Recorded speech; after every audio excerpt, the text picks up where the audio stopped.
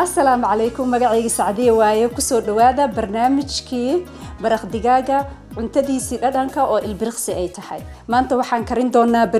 bariiskaasna waxaan isticmaalaynaa jumbo cubes waxaan isticmaali doonaa maraq digaag waana jeclaan doontaa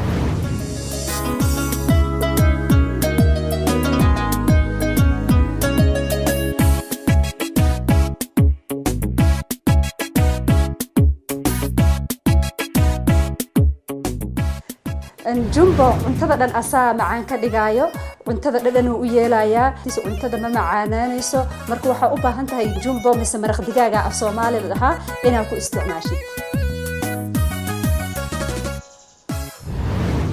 dabkii aan shiday xoogaa markay kulaato saliida mise saliida saytuunka aan ku shubayaa waxaan sameyn doonaa digaagan soo qaadayaa marka waxaan sameyn doonaa xoogaa yar heel ah aan saan ku dhahayaa laba xabo oo qarfo ah waxyar filfil ah filfisha madooweed xoogaa yar kanna waxa waaye heelkii yaraa oo saan ah aan sameeyay aan garaacay kanna waxa waaye kaamuntii xoogaa yar inuu ku carfo iyo wax yar oo basbaaskan gaduudka ah basashiyaan ku shubayaa tanna waa toontii haddana waa kabsar caleentii xoogaa yar oo yaanya ah inaan ku daro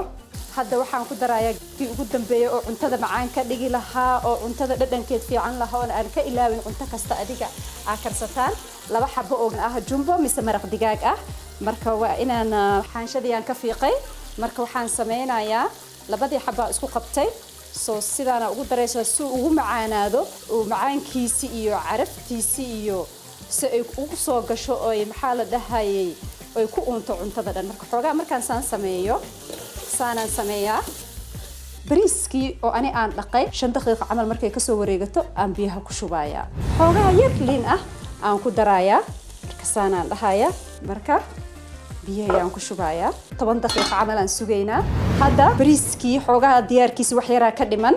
waxaan sameyn doonaa barbaroonigii aan soo qaaday xoogaa barbaroonigii aan ku shubay aluminum kan jaraaya umatata ay ugu noqoto